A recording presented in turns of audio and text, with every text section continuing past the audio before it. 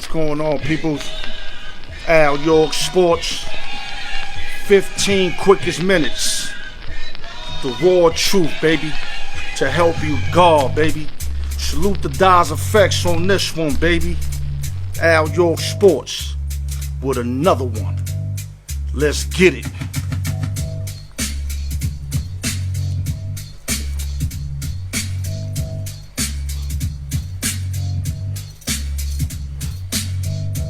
Bombers all day, baby.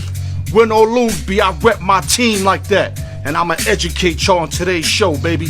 Let's go, baby. Woo! Das Effects, baby. I used to love that group, but let's get started, baby.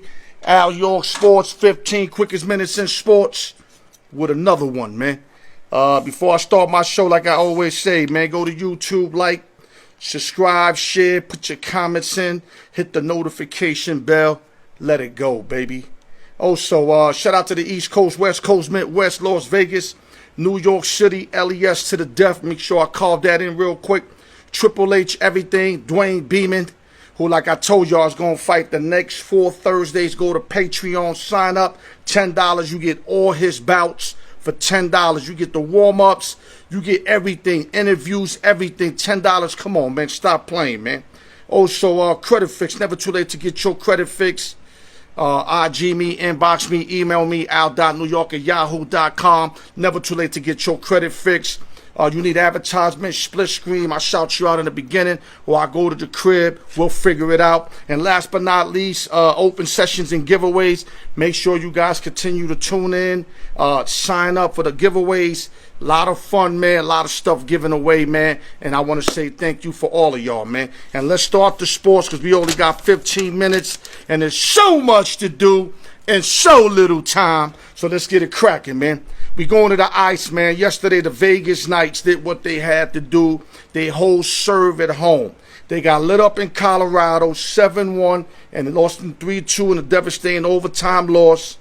Came back home, handled their business, man. They won 3-2 at home and 4-1. Tied the series at 2 on the best of 7. So now it's 3 games left. If you want to bet the series, you can get the Vegas Knights for plus 130, Avalanche minus 150, series ties 2-2.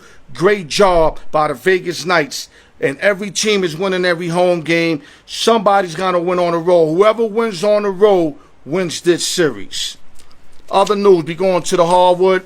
Salute to Coach Tom Thibodeau, who won Coach of the Year for a second time in his career. Well-deserved award. Improved the Knicks by 20 games, so you got to salute Tom Thibodeau. But also, if they would have gave it to Monty Williams from the Phoenix Suns, I would not have been upset. Monty's doing a fabulous job, though getting Chris Paul, who's like a player coach, I think helped them a lot.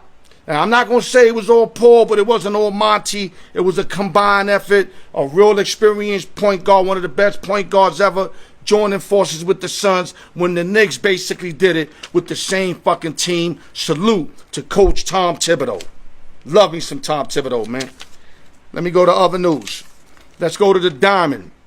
The Chicago White Sox manager Tony La Russa passes John McGraw for second all-time in wins by Major League Baseball manager. Getting his 27-64th win with a 3-zip victory in Chicago. Salute to Tony La Russa. A great coach, man. I mean, La Russa's been great for years. If y'all remember, he had the White Sox back in the days. Then went to the A's, went to the Cardinals, and I thought he was, going to retire, but I guess he had more baseball on him. Salute to Tony La Russa. I almost called him Tom Minnesota.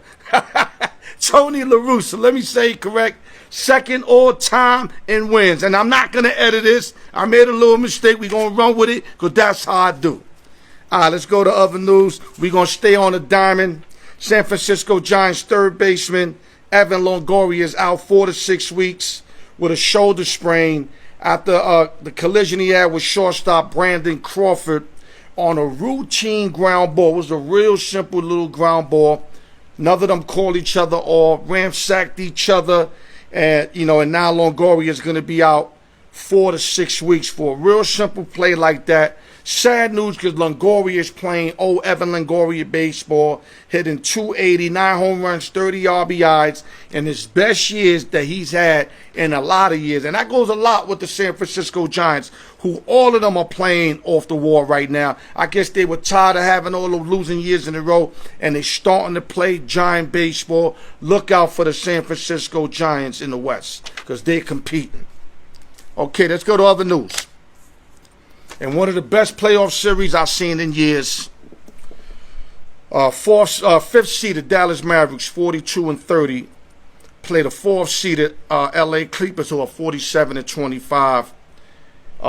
If y'all remember, like I gave out 2 favorites and 2 underdogs before the playoffs started. One of mine was the Clippers, the other was Brooklyn, Miami Heat, and Lakers. Lakers lost in 6 games, out. Miami Heat got smoked in 4. They didn't even show up. Clippers were down 3-2. I'm like, damn, man, all my shit looking bad. But Clippers found a way. Me and Raymond Gates said it the other day. Somebody's going to win at home because I thought they had a team that won 6, a series that had 6 straight wins on each other's court. And they actually weren't.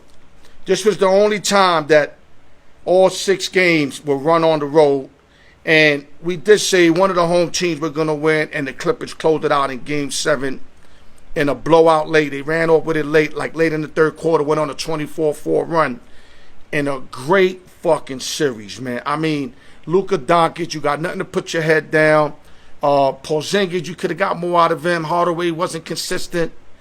You know what I'm saying? I mean, Smith, it was a well-played series. Dallas lost to them second year in a row. I thought Dallas should have won the series, being up 2-0, winning both road games, weren't able to win one in Dallas. That's what killed them. If they would have won any games in Dallas, you know what I mean, they could have won this series, but they didn't. You understand what I'm saying? So by that happening, now the Clippers move on. Now let me tell y'all something. A few years ago, when Kawhi Leonard led the Toronto Raptors to a championship in Toronto, I felt he was definitely the top 3 NBA player playing. Because what he did with San Antonio was awesome, considering the big 3 were fading. He kind of carried 2 of the 3 of them, but we wasn't giving them no props because they still had Duncan, they still had Ginobili.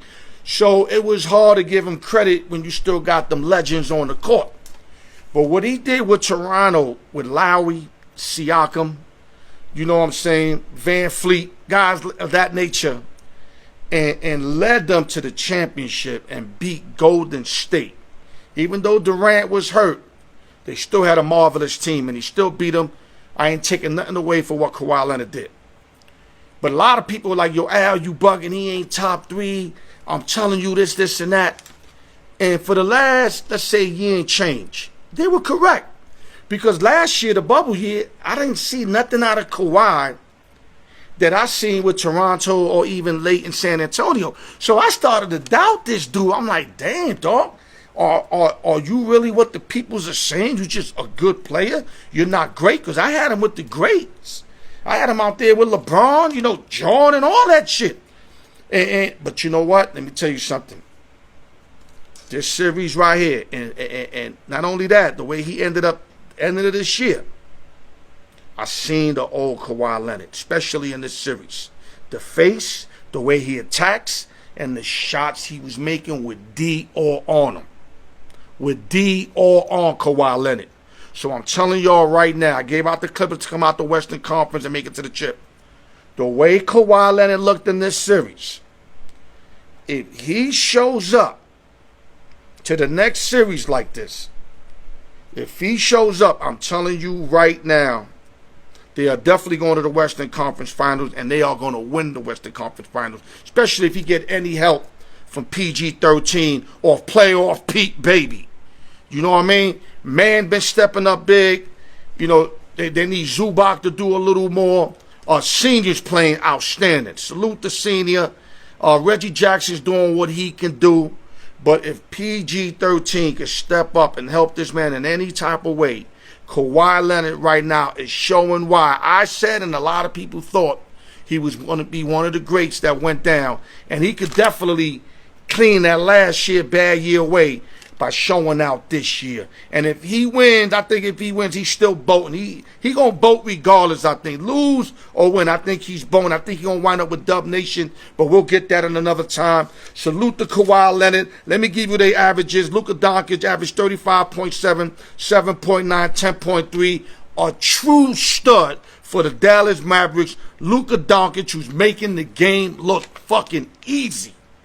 Easy. Salute to that guy. And also salute to Kawhi Leonard. 32.1, 7.9 rebounds, 4.6 assists, and 2 tremendous games. Elimination games. He stepped up and handled his fucking business. Salute to Kawhi Leonard, bro. Other series, Brooklyn just went up 2-0. Basically 2 blowouts. They won 115-107. They was up 19 late.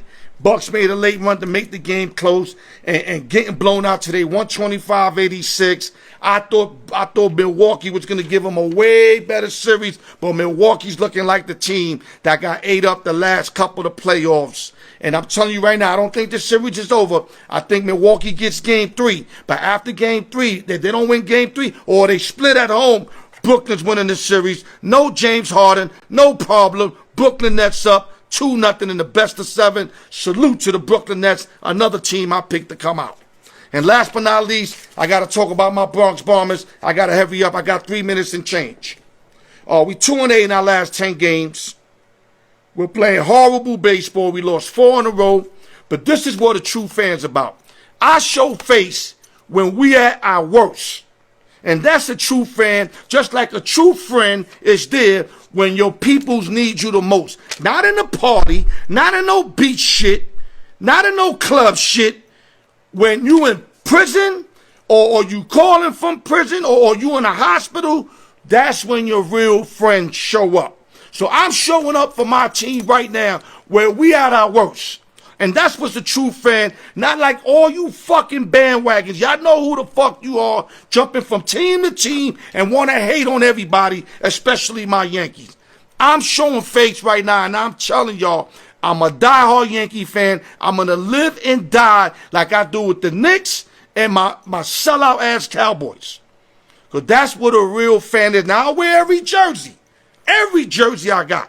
But I always tell y'all who are my teams. I do that to support what the fuck I'm doing.